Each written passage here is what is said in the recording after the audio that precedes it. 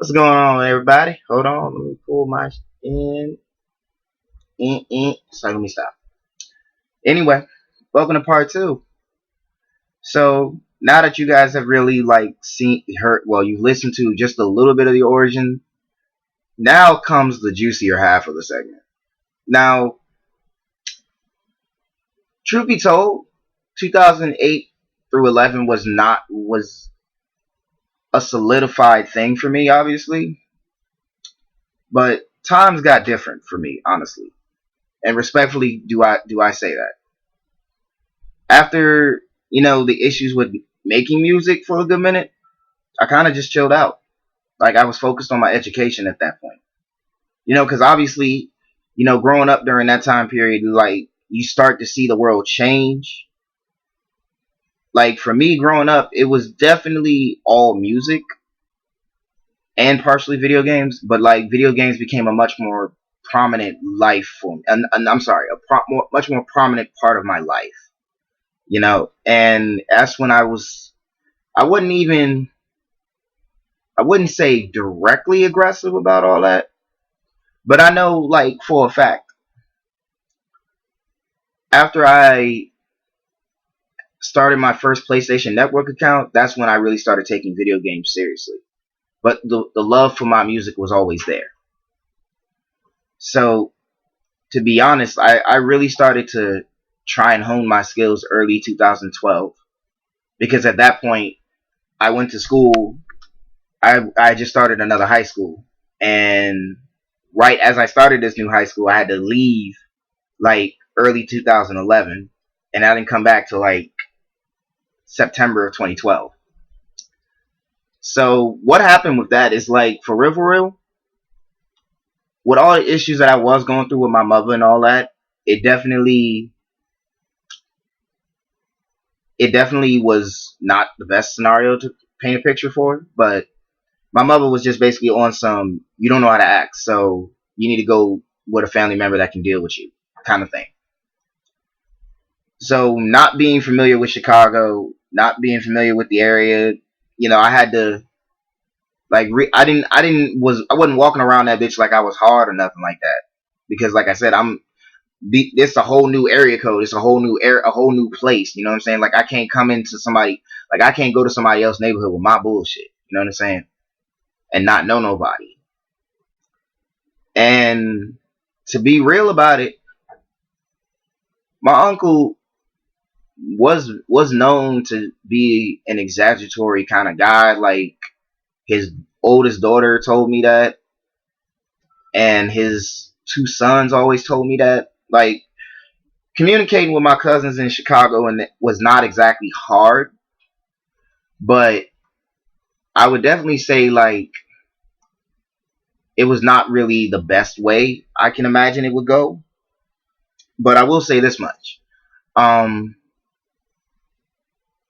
my uncle had just divorced my aunt by marriage, so they stayed on 75th and Ada. Like, that was there. And when they divorced, my aunt moved uptown, nah, I'm not sorry, up north, as they say it. So I got to the corner. As soon as I touched down on the port, my uncle come to get me, da da da da, introduced me to some of the neighborhood niggas, this, that, and the third.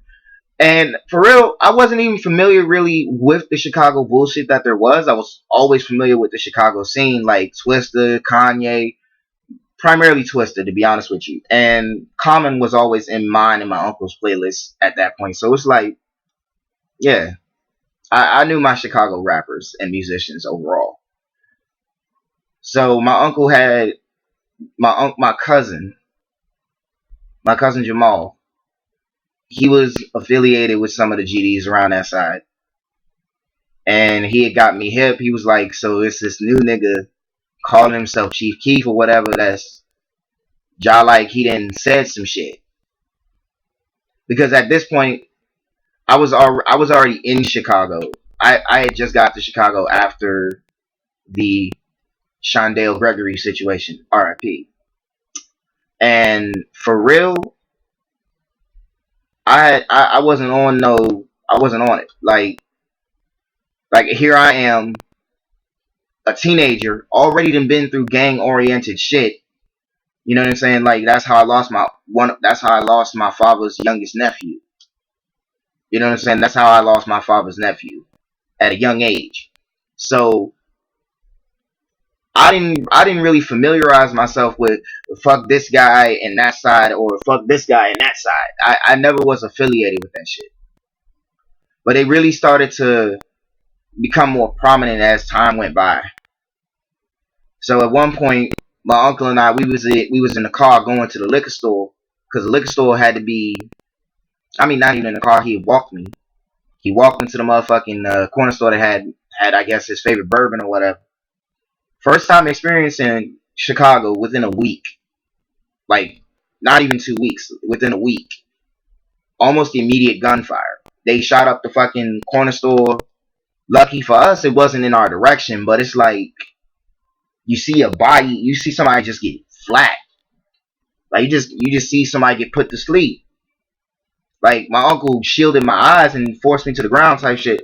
But it was like, damn, like this is damn. And I think really I think that's really what humbled me for real, for real. I really think that's what humbled me because like you see you could be on some other shit. Now I obviously didn't know that nigga's story or whatever, but it's like you seen that shit. You have not you acknowledge that shit. So it's like the time passed. You know, I got to see a lot of the rappers that y'all fuck with now. You know what I'm saying? Like I kept in contact with my family in Chicago.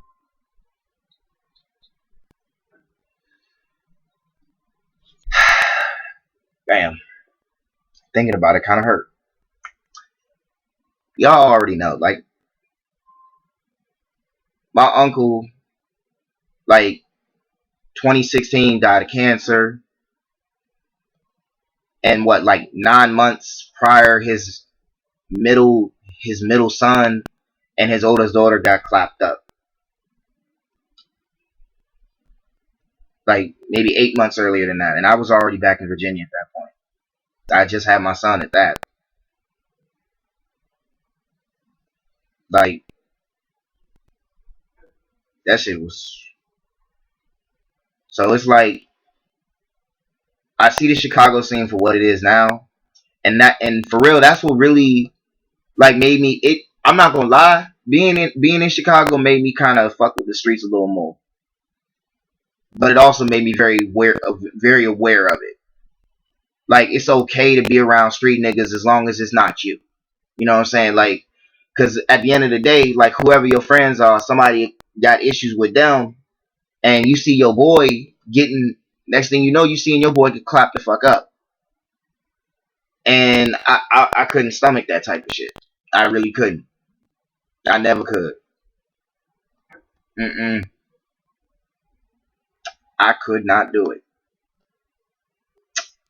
So what I'm saying, it gave me an idea to start over. You know, it gave me an idea to start over because I was already like most of the early stages of my career were just honestly major downfalls, major major family issues, major just shit period. Like and I developed a coldness from it, you know? And I think as I got older, you know, seeing my father pass this now 2022, you know, I'm literally like 3 weeks away from the 5th anniversary of his passing. You know, like I don't know how to. I couldn't explain to you how humbling that shit really is. Like you be around somebody and it fucks with you when the way they leave you, whether it be on their own terms or death, especially when it's death. Like you don't understand the emotional grip it holds on you. It holds on you for a good ass minute, you know? And whether it's whether it's street shit or just you being an innocent bystander and somebody just decides that everybody around them needs to suffer more than them, you you really begin to like it begins to affect you. And it affected me negatively and positively for the longest time. Like real shit. Like here I am in 2022, you know, a good father, a good boyfriend. You know, I'm a great uncle to my nieces and nephews. It really it humbles you to see how much success you can have when you finally reach that point. Like for me, and Minister Society taught me best on that one. I've done too much to go back, and I've done too little not to move forward. Like, you know, that shit ugly sometimes. So really, it's yeah, I feel like it was decent. I feel like I made a great change, and you know, after just staying out of the loop of music, you know, being around pretty much everybody, like street niggas, bum niggas, real niggas, fake niggas, all that shit, all the types of niggas. Like that's really when it shit started to really change for me. Like it's crazy. But anyway, make sure y'all stay tuned.